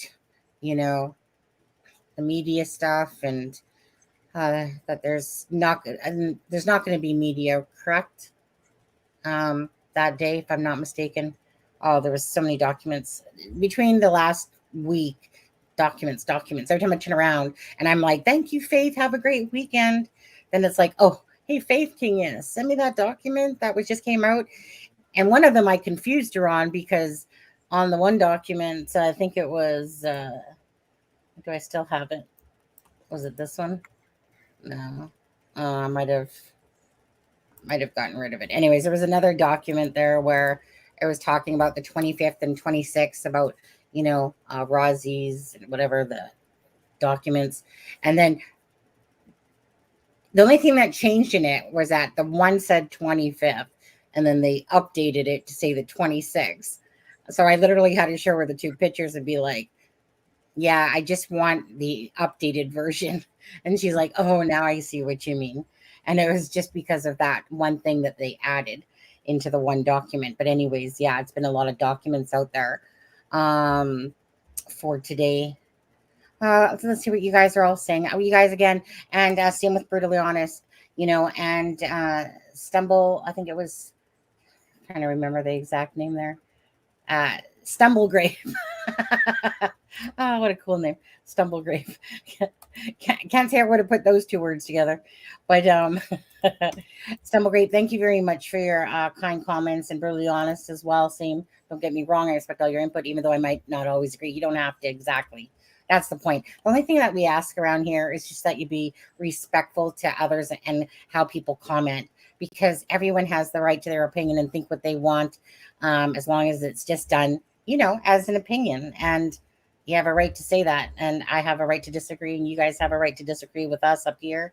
And at the end of the day, the bottom line is we all know, right, that at some point this is going to play out how it's going to play out. More documents are going to come and stuff like that. And, the fight for justice for Abby and Libby is the bottom core of all of this. And this is a very passionate case.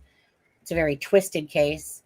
And so with that comes a lot of ignorance of trolls or people defacing a photo and putting antler ears on, say, Abby and stuff like that. And, twisting and photoshopping a picture, and then they're going to pass that around, so don't be fazed, guys. I mean, honestly, if you don't know what the actual, say, crime scene photos look like, then, and then you get one with antlers on Abby's head, you're going to think that those are actually the crime scene photos, because we all know that with AI technology. Oh, Alexa. Oh, hold on. I always wanted to do it, and I never had the button. I'm like, oh, I can do it now. We got to stop and take a moment for that and give a holler to the people that just got gifted memberships. Let's see. So, Shelly, you lucky girl, you got gifted a membership, and Ivy Rose got gifted a membership. Gail Hurd got gifted a membership. Brutally Honest, you got gifted a membership as well. And then finally, H.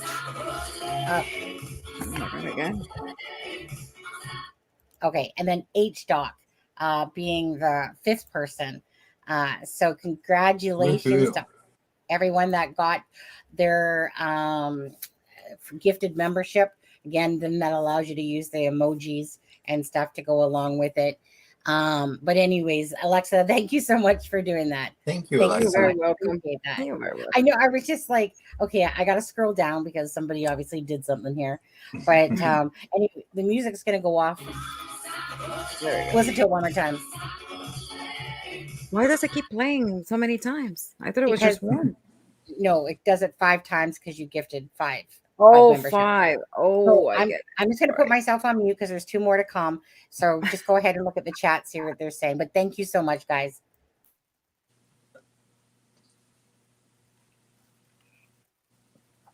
Yeah, feel free to talk over there. I was just looking. Let's see. Blind Squirrel says that the state of Indiana has it correct that Rashawn is the person who is responsible for the unaliving of Libby and Abby. Ricky had 6 years to contact his alibi. Think about it. Rose, though, then says 2 dead cops, a polygraph lady, and a daughter, house fire, undetermined. Worry about Elvis. He is a weak link. But by the defense, the ex-defense, by their own accounts, Elvis has the mental capacity of a 7 or 8 year old. So I worry about that, absolutely. Okay. So I had to let the last one play out. I Um, have to read this post. I have to read this post by Brutally Honest. Saw a funny post the other day and it said, you probably be better off sandpapering a lion's ass in pork chop panties than be on the other side of the fence, meaning finding yourself on the defense side. It's just there. Yeah, always love humor. You have to have the balance of humor Yeah. to me when we do this, and that's something that no matter what, like I'm making a new intro. I want me and Aspen. Well, Adam, I call him Adam, because so Aspen is Adam. I call him Adam. Aspen Connor is the name that he typically uses as his online presence and stuff like that. Always. Yeah. But at the end of the day, Adam and myself, and Alexa here, but as for Aspen and myself, that run the channel, you have to have a sense of humor in the darkness of all of this. So never ever think that we're ever making light of any case. I would never do that. But between that, kind of like Brutally Honest's comment, and I do like brutally honest people, as long as it's not rude, but with the sense of humor sometimes to go with it, Right. because if you want to go to a straightly just serious podcast, go for it. But if you want to come, hang a bit, have discussions and stuff like that, and yet can, like I said, laugh at the same time sometimes, but never do we ever take lightheartedly anyone's death or case. But anyways, thank you, Brutally Honest, for And that took me a while to get used to it, because I remember I used to tell you, I'm like, Sonny, we're talking about serious stuff, and then all of a sudden, like, something it comes in the music and you guys stop and dance, and I'm like, that is like a little bit inappropriate. So it took me a while to get used to it. And but I also realized that it wasn't like you guys were making a mockery of the case. It was just, stopping, I get it. and doing that. So it took me a while. I must be honest. It took me a while to get used to it. I get that too, Alexa, from your personality, right? Like, I would understand that, because I know, like, as a professional and all that, sometimes you just expect something. It's kind of like when I go watch podcasts and they're really serious, and sometimes I like that, but I also like the channels that are more chill, but still can talk about the cases and stuff like that. But Alexa, to us, you guys, is a big part of our family here at It's a Criming Shame. Absolutely. And so we love her, we respect her, and she loves us. She loves us. Yeah, I do. Yeah,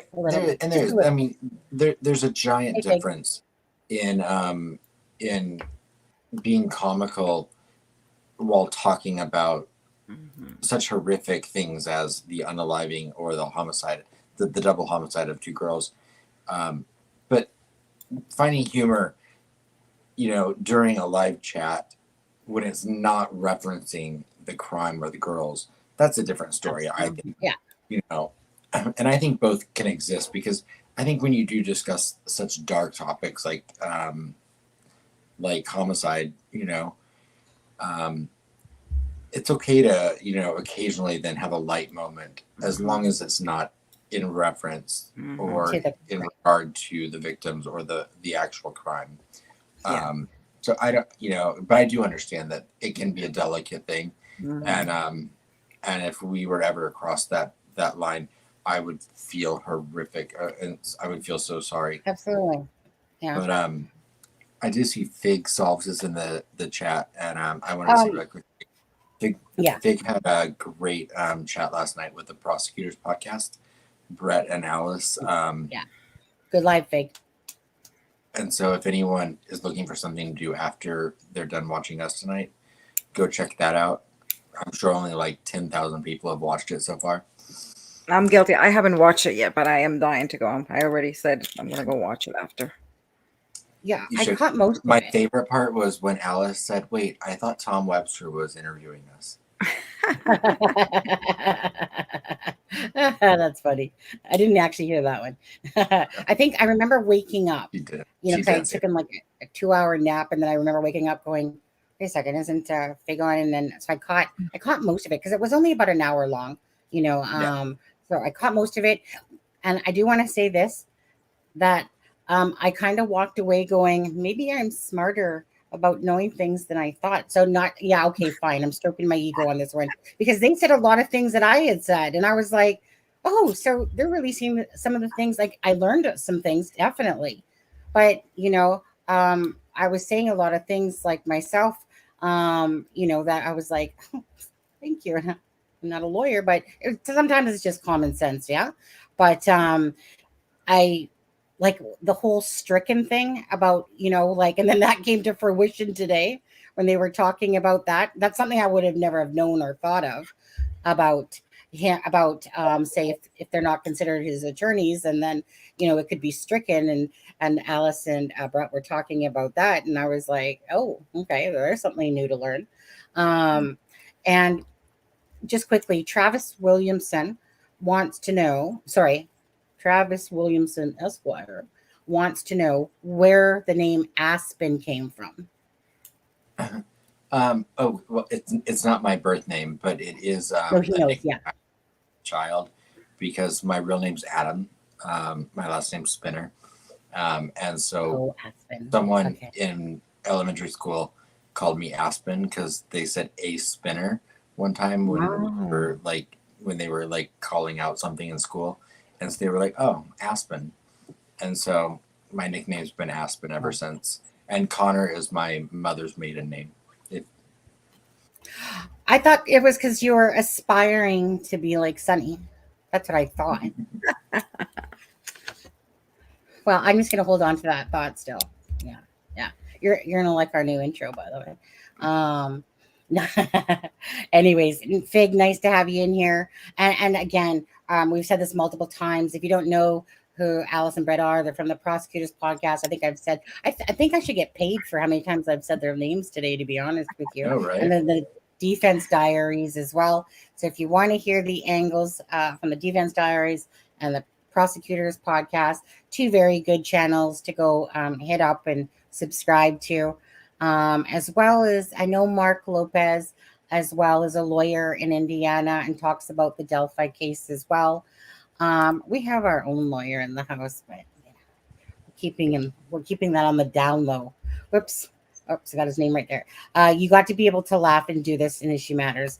Absolutely. I think about, as we're talking about that, I can't help but think, when you're watching actual live footage of, incidences and stuff like that, lots of times you're seeing those police officers, kind of like laughing and telling whatever, talking to each other and stuff like that.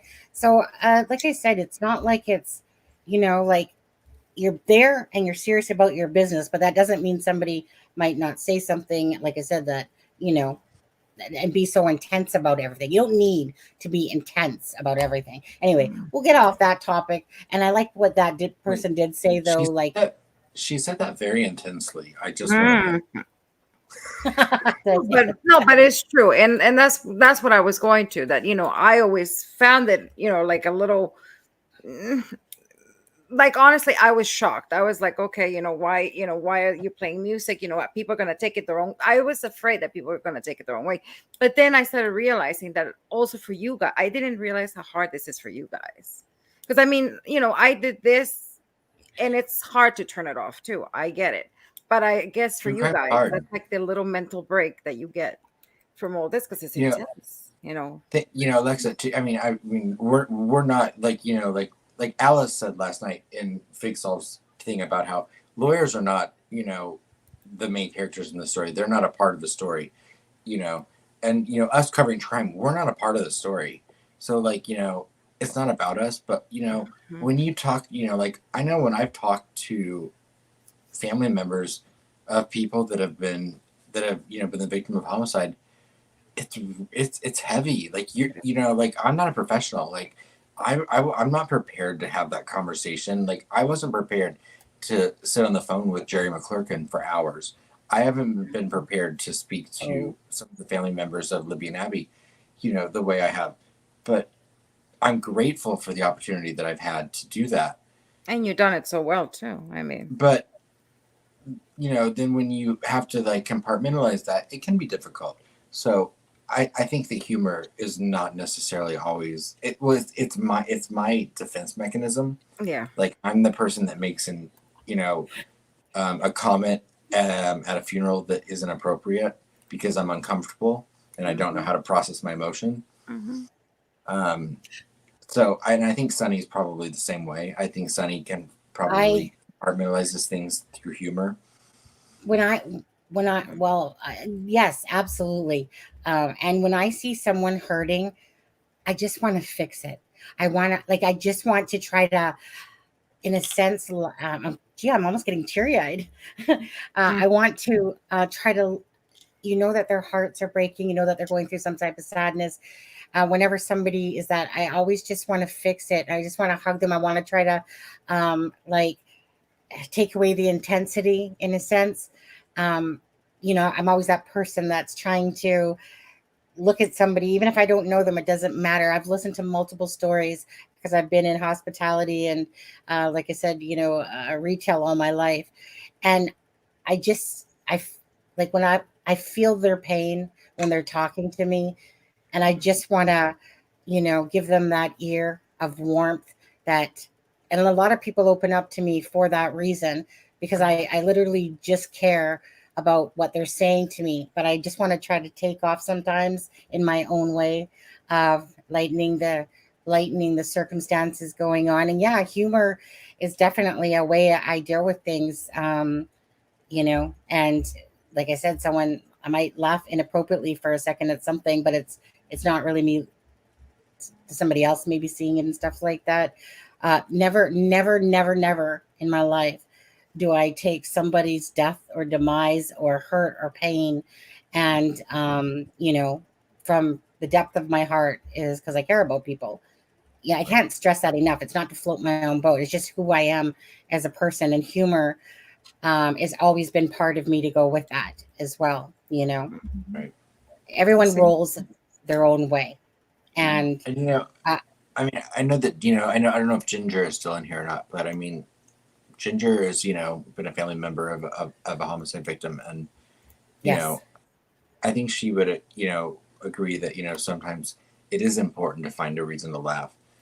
Not about what happened, but, you can't live in this depth of despair, but, yeah, it is hard. It's it's hard.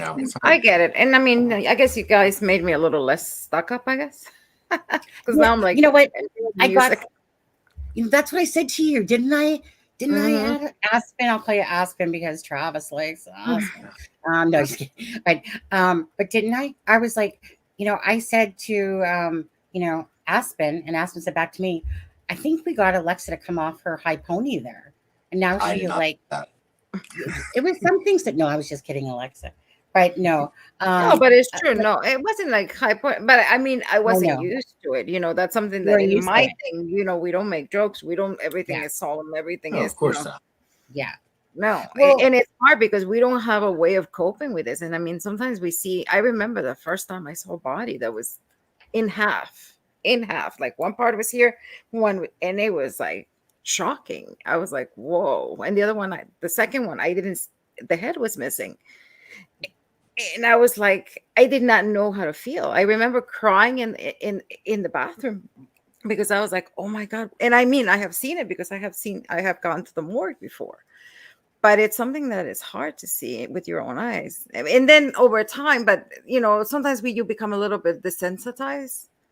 And that's what I always never wanted to become. But at one point you have to build a wall because you cannot let those cases affect you. But some people become desensitized.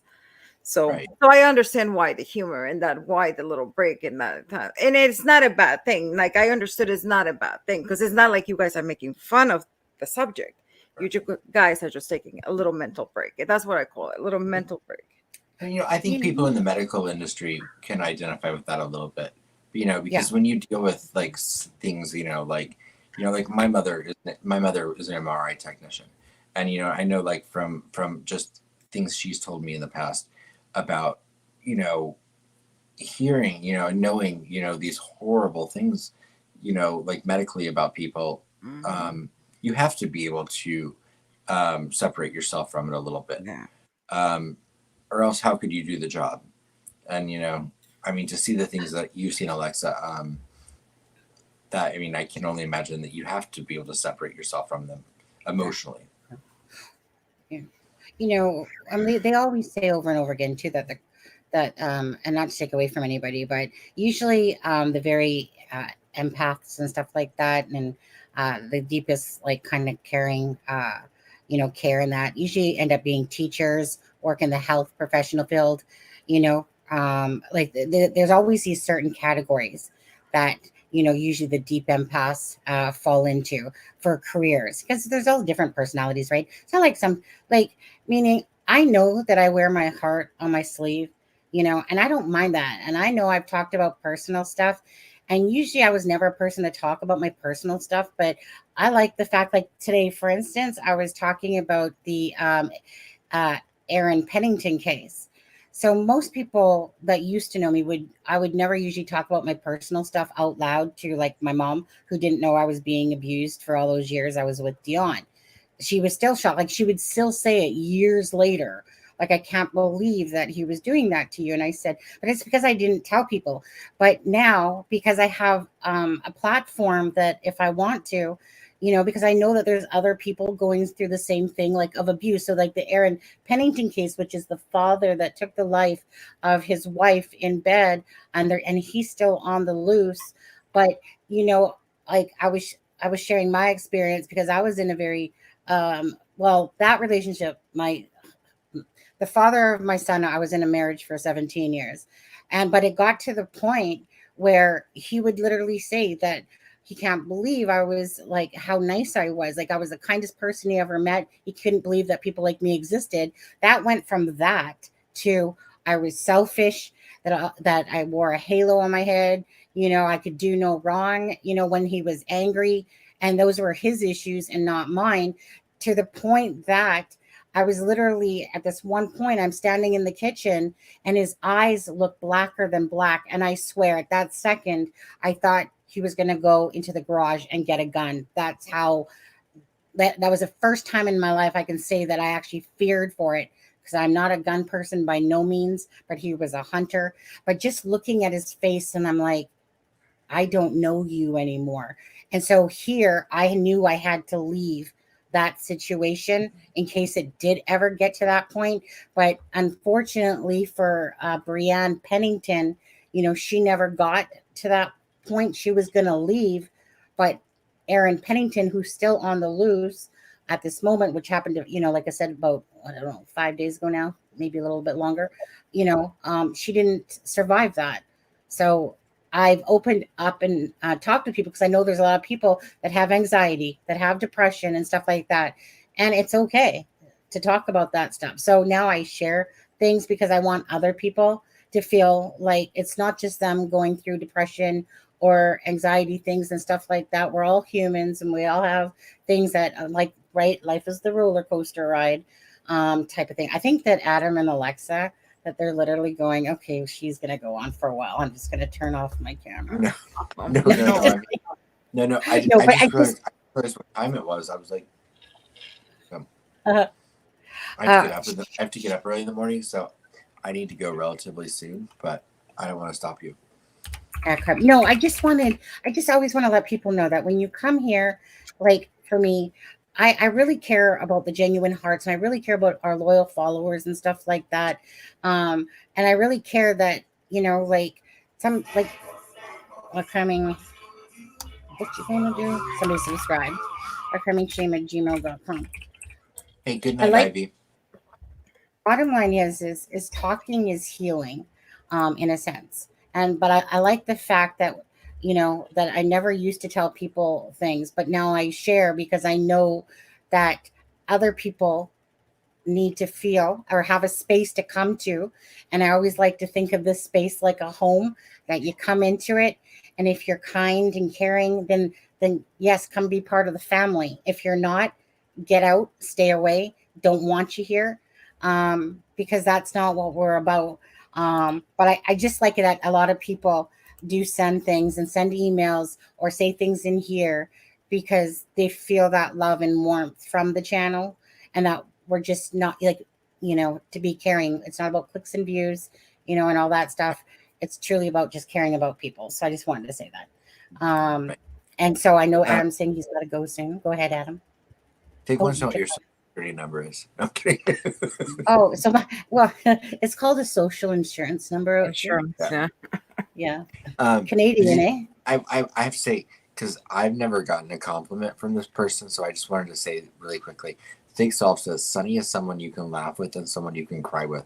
That's why you're amazing, Sunny. Oh, you're going to make me cry, Big. And laugh at the same time for Zach saying that. Crafty One, thank you very much for subscribing. But I have to read this. I want to see because I had it up. I know exactly what you're talking about, the black eyes at Sunny. I was in an abusive situation and awesome. I can honestly say I was lucky. Absolutely. Yeah. Again, it's truly about caring about the cases, wanting the proper justice for the victims that are going on. It's not to try to, put out false information. We don't mind speculating and talking about things as long as you're not from freaking Fantasy Island, you're not from Mars, and you kind of keep grounded with basic common sense, even if you're on a whole different side, of the conversation and, like the defense side versus the prosecution. It doesn't matter. Right. I love debates. We should all be on the side of Libby, Abby, and their families. Yeah. But, because there's so many heartbreaking cases going on. I will say quickly, Shelly, I did not know that. So I'm glad that you finally got that stray cat. That's awesome. I'm sorry that she might have given your cat and dog something, but we've heard about this for like months. This cat that Shelly was trying to capture. Finally. Yeah. You know what? We'll get going here, you guys. So Travis, I put the email down again. It's acrimingshame@gmail.com. Actually, you know what? Let me just put this up right here. Where is it? I should probably have our brand thing, but I have to redo it because I spelt a word wrong. So quick question. So I guess on the 31st, they're going to they have the hearing, I guess, is going to go. Correct. Be interesting if the new lawyers are going to be attending. I guess I'm assuming they will. Well, Alexa, who knows what'll come Monday? I know. I am. Yeah, sure. I'm jumping myself to Tuesday. I know. I can't wait to see what's going to happen. It's like, I tell you, I feel like I'm in the Twilight Zone every day in this case. That's what I said. Twilight Zone.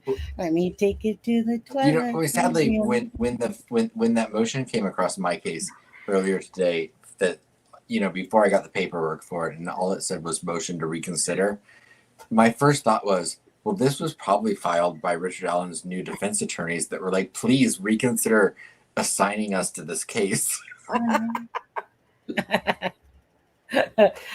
And Anne says, thanks as always, Miss Sunny, Miss Alexa, Mr. Adam Aspen. Thanks, great mods. Yeah, thank you, of course, to the mods and everyone. Ben, you become a great mod here. Yeah, absolutely. Thank you guys, all of you. And so Travis, that's one of my favorite songs to listen to. Sunny, thank you for the love. Look at that. Did you read that comment that he said? Which one? The one that Travis said. This one, what I had out. Yeah, look at that. Whoa. Yeah, I know. It's like a love connect. Don't worry, Travis. My husband doesn't mind that I flirt. No, but you know what? My husband said it was okay. No, I love a good sense of humor, and I love that song. It actually just really lifts me up when I hear it. Somebody had sent it to me, and I sometimes go back and, of course, listen to it. And if I could play it as an intro, sometimes I would totally do that. Unfortunately, my voice would be more on the south side, and people would probably start unsubscribing, leave the channel. If like I kind of like sing a little bit, but it's not a voice that most people would like to hear on a daily basis for sure. But yeah, but anyways, I love that song. It literally just uplifts me. And that's why as well, like when I make this new intro, the song that is already on the intro will be the same one, because it's one of those songs that is the minute I hear it. Thank you, YouTube, for that free song, by the way. But yeah, but it's as soon as I hear it, it's kind of like I know we're going to be talking about true crime. but yet that song, it's like I want to dance in the chair in a sense. Like it picks me up when I hear it. And that's how certain songs, like, like It's Raining Men for Adam. He loves that song. Hallelujah. I don't actually love the song. They're songwriters. Yes. We know that that's anyways. Last thoughts for tonight, Alexa. Well, let's hope. I mean, I don't know. I mean, let's hope Tuesday. We're gonna see what happens on Tuesday. I just hope that this doesn't escalate to the point that that they have to go to the higher courts and this has to be investigated, and we're gonna lose more time. I just hope, hopefully, this gets stricken off the record and we can move on and keep moving. I just hope. I think the defense caused already so much. They were such a nuisance. They created so much drama, so much.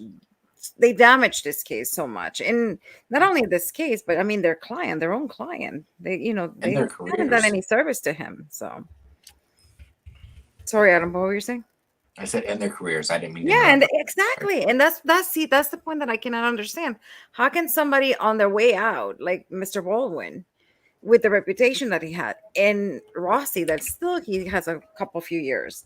Why would you do that to your own reputation? Because reputation, especially in law, is everything. Like I truly cannot comprehend what went on there. So I just pray that we can move on and pick up where we left off. And this was just a crazy, wild chapter, one of many that we've had so far. So let's see what Monday, like Adam said, let's see what Monday brings. I'm sure we're going to hear something else. I'm turning my phone off on Monday. I know. I know. Yeah, it's all very confusing. And what was I going to say? Somebody said something up there. I was just going to, oh yeah. Diana, I want to say this. Okay. Sometimes, and this is what's happening lately. Sometimes it's like, how long have we been sitting there trying to get over 10,000? I don't know. Good few months now, right? Anyways, this is what it's been like. 9,902. Oops, dropped 5 subscribers. Oh, back up, back down, back up, back down. It's literally always keeps going right there. Because somebody gets the notification, goes, yeah, I don't want to listen to them no more. Because a good chunk of our viewers were from the Nicola Bully case, which is the UK side. So some people are like, yeah, well, that case is over. Yeah, I'm going to unsubscribe to that channel now, type of thing. So a lot of our subscribers are from the UK. And then the other portion would be from, of course, United States and different parts of the world as well. Anyways, so yeah, I would like that day to come. So if you guys aren't subscribed, perhaps subscribe. I would like to see, I don't give a crap if we're at 10,000 and then drop down again. I would just like to finally see to get over the 10,000 mark. And unlike some channels, we don't ever buy subs here or views. Don't need to play those type of games. Just do it legit and real. But anyways, one day we'll get there, Diana. One day. So did you say your final thoughts, Aspen, before we get going? No, I did not. I mean, this week, the last month in this case has felt. I think back to I think back to how long we were going in between doing Delphi streams, and I feel so like longing towards those days now, because we were there were often times where we were like, oh, there are some channels that are doing streams every week, but you know what, there's really nothing new to say, so you know what, we're not going to go on and do a stream when there's nothing new to say. Well, the month of October, it's been like we could have done a stream 2 times a day, every day, and there still would have been things to talk about. And not only are there things to talk about, but the things that there are to talk about are contentious with a lot of people. And so, I try to be objective with everything. And if you feel like I'm one-sided, I apologize. I'm just giving my opinion on what I've seen so far. My only goal is justice for Libby and Abby. Like I've said, I feel like any decision Judge Gull has made or has said, even if I feel like it's just or right, she's going to be held accountable by other parties. And so I feel like that's good. I feel like it's important that all the parties involved are held accountable. And I hope that we are able to get justice for Libby and Abby. I think that, this whole thing has delayed the process. I do feel like it's at the hand of the ex-defense team, but we'll see what comes next. So, anyway, Yep. But I do respect everyone's opinions, and I love you all. That's what she said. So I will finish out by saying, don't forget, first of all, that tomorrow at 10 p.m. Eastern Standard Time is a press conference for Robert AM. Card. Yeah, AM, not PM. For Robert Card. That's the suspect that they found deceased. What you gonna do? Thank you for subscribing. Thank you for subscribing, Annie Rain. There you go. It kind of defeats the Sunny thing, but okay. No, just kidding. But anyway, so that I'll be darn it, it's on a Saturday. I can hear my husband bitching now. What's wrong? Yeah. My brother-in-law, by the way, is really sick. He's like really sick. He just came down with it at work. 1 minute he's fine, next minute he's sitting on, the bench or whatever my husband said. And so he's really ill right now. But anyway, so that's that. October 31st, we'll be doing a live for a Halloween party basically over here at It's a Crime and Shame. And then, of course, the last thoughts are, I'm going to keep it simple. Prayers and justice for Abby and Libby. And again, justice for all. And hopefully always the right people are put into the prison system where they belong for the crimes that they've committed against others. And that's the part that I always wish for most. And Charmaine, she just wants us to, yeah, I know. She just wanted to have the last word, didn't you, Charmaine? Yeah. Charmaine, thank you again for joining the live earlier today. I think each day I've pretty much done 3 or 4 lives. Can't remember, to be honest with you. Thank you for the super sticker.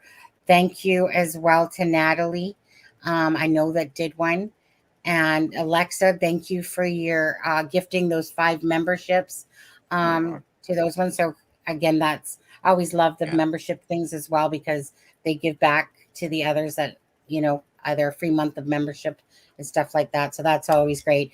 And Travis, I really do hope you email me. I would appreciate that. Would love to have you on.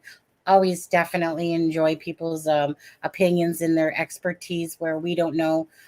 That's what Alexa's great for, to have on from her criminal profile, And then Adam here.